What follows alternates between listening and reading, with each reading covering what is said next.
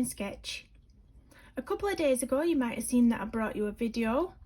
It was a review and swatch of these Windsor and Newton Pro Marker alcohol markers. And if you saw that review, you'll know that I love these pens. They're very pigmented, they're very juicy. The colour caps really represent the colour of the ink that comes out of them. And there's a wide range of beautiful, beautiful colours. At the moment, these still are half price on Hobbycraft. So I went ahead and got 2 more packs. I got the set 1 and I got the Manga Chibi.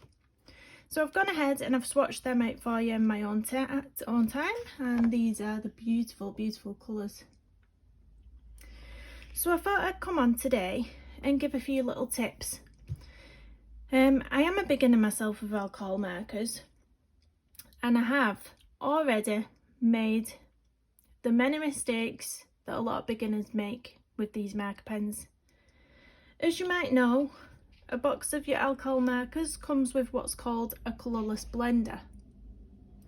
Now this name can be quite misleading, and to anyone who's new to alcohol markers, you might take that as doing something that it doesn't. So today I'm going to give you a few tips of how you can use your blender pen and how it should be used. So I'm going to move all this out of the way and we're going to get into the tips. As I said, I am a beginner myself, but these are a few things that I've learnt so far and I want to share them with you. So here we go, here's my little grid, and I'm going to bring you in a touch so you can see a bit better. There we go. So the first thing I'm going to show you is the way that beginners, a lot of beginners, assume a blender pen works. So I'm going to get a blue, quite a deep blue, and I'm going to get a lighter blue, and then hey presto, get your blender marker. This is how we all assume, right? Oops, no, does not work. That's not how you use a blender marker. So now I'm going to show you 2 ways that you can use it correctly. So the first way, I'm going to get the same colours again so you can see the difference. The first one, I'm going to put down the blue again, the deepest blue. Then I'm going to get the colourless blender and I'm going to just sort of blending that in. You sort of cancelling that line out at the bottom if you like. And then we're going to go in with our other colour.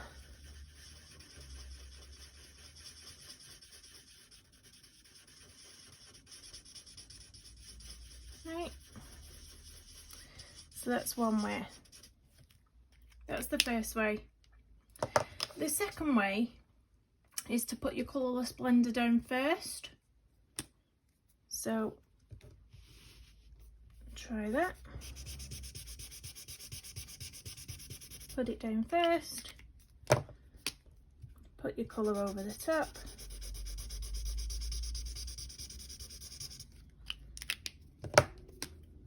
Get your blender again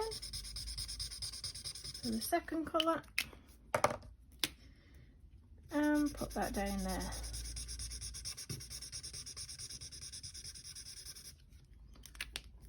So you can already see the difference. I'll hold this up to the camera. So this is how we all assume that we might be able to blend, or at least I did. And these are the 2 ways in which you can blend, which look a lot nicer. So that's that. The next thing you can do is use your blender pen for highlights. So if you want to, let's get a nice colour here. What should we use? Let's get a nice green. I'm going to put some green down. A nice little box to represent something we're colouring. Say Right. Say we've coloured something, we might want to add some highlights, or possibly you've only got a small collection of alcohol markers and you didn't want this green to be so dark. You can get your colourless blender and you can go all over the top of it.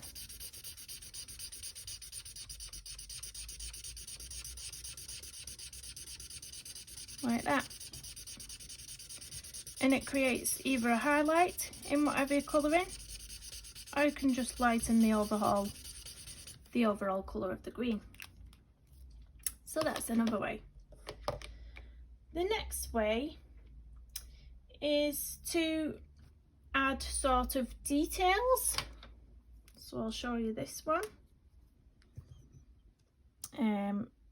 So I'll do a smaller box again.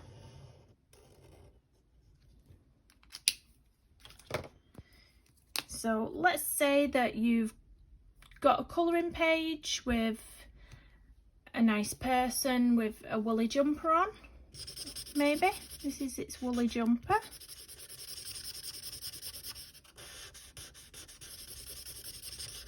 Very roughly doing this here. And maybe you'd like that woolly jumper to have some spots on it, to be a spotty woolly jumper. You can get your chisel tip and you can do spots.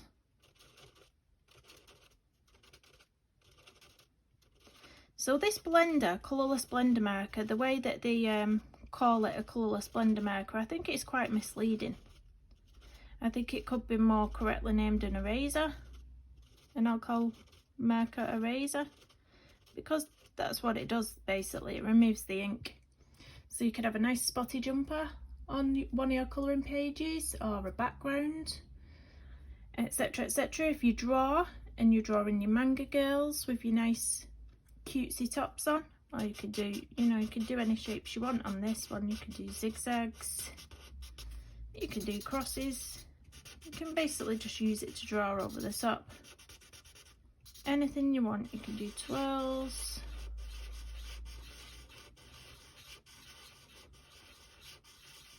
like that. I hope you can see that well. The next way you can use it is by correcting mistakes. So there's my colouring that I want to colour, and where are we? Let's get this. So now where's my pink? Let's use a pink for this one. So you're oh so carefully colouring something in one of your colouring pages, very, very carefully, watching not to go outside the lines. And then, oops, you perhaps put too much ink on, and it starts to bleed over the line. You can correct this with your colourless blender. And I might need to turn the page around just to show you this, because I need to get the right angle. So we'll turn you around. So you can see that it has bled over the line here. You can use your colourless blender. I'll just wipe it off because it's got a bit of green on. Use your colourless blender to push it back into the box. Hopefully you can see this working. But you want to be careful because you don't want to end up hitting the colour inside the box, which I've done a few times. But you just keep pushing it back until it's disappeared. And there we go.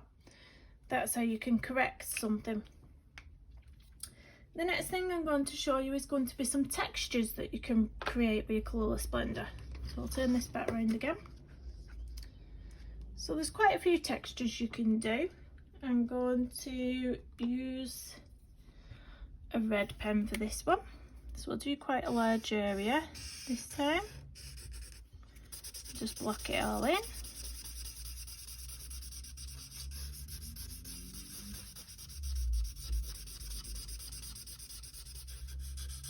I'm filming this in the morning, so I am really tired.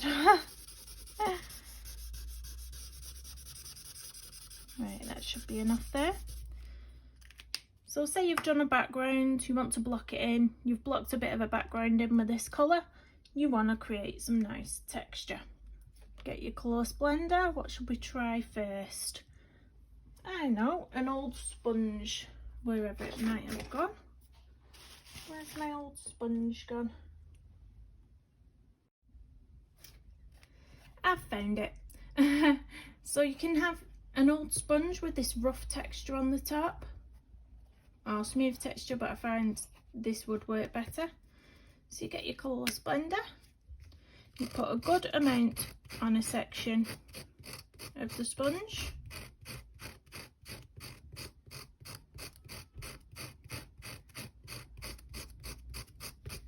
and then you hold it on for a few seconds.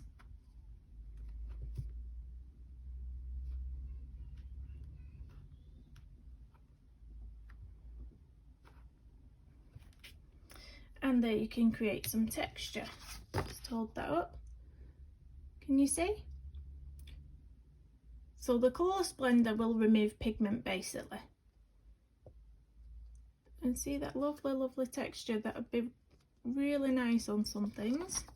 Maybe even for some stonework. If you're colouring stonework, that would be really good for that, wouldn't it? So that's that one. The next texture I tried to use last night was some bubble wrap, but my daughters had already got a hold of it and popped it all, so it wasn't really working out very good, but I might give that another shot. If it doesn't work out, you know why, it's because the bubbles are all popped. But when they're not popped, you know you're going to get a good effect with something like this. So let's try that with another colour. Let me just find a nice bright yellow.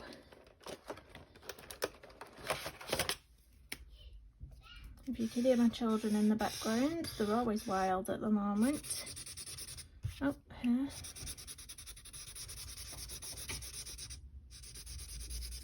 Oops.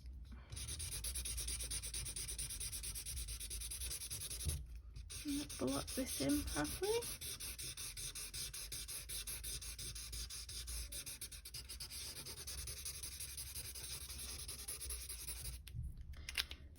So I've got to put a good amount on this bubble wrap. Like I said, my children have popped it, so it's not going to get the effect that I want, but we'll just do this.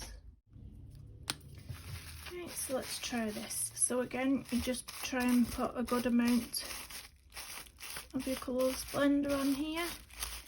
This is not really going to work because the bubbles have popped, but you get the idea that it'd be a good effect if it wasn't. My children got to it before me. So, yeah, let's give that one a go on here.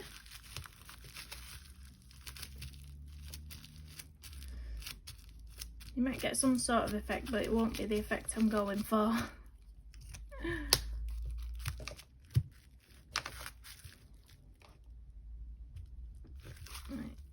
No, it's not working at all, that one, because the bubbles have popped, but you get the idea. If they weren't popped, that would be a really good effect. So I'll show you the next one. Hopefully the next one will work better. And we'll use a nice bright orange. Look it in. I've just got a bit of pigment on this page there. You'll have to ignore that.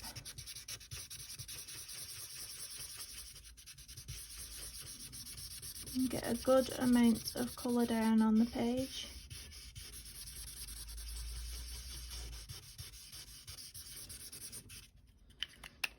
So now I'm going to try it with some corrugated card. So you've all seen this stuff. I bet you've all been getting your Amazon parcels in these cardboard boxes that you could use. So I'm just going to get my colourless blender. I'm going to go over some of these.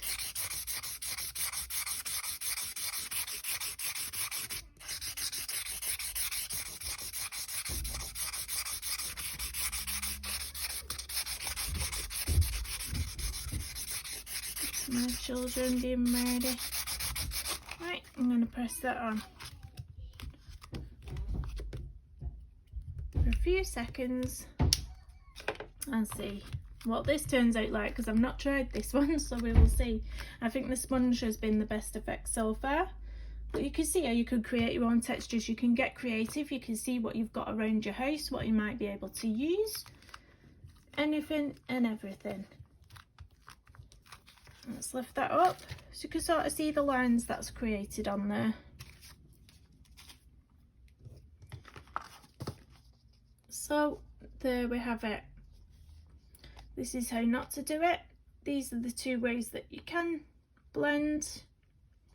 You can lighten and highlight. You can add details. You can use it as a correction when you go outside the lines to push it back in. Or you could create textures. You're probably more creative with what you can find around the house to create textures than me. But the sponge, this sponge was a really good one. And I think that would be brilliant for any stonework. If you're doing a large stonework area, that's going to be really effective. So I hope you found this video fairly useful on what the colourless blender can be used for and how it can be used. Like I say, I'm a beginner myself. If you have any tips yourself for me, just comment down below and let me know. I'd love to learn even more about these blenders. Thank you so much for watching. Please do give it a thumbs up and subscribe, and I'll see you in the next one. See you again soon. Bye bye.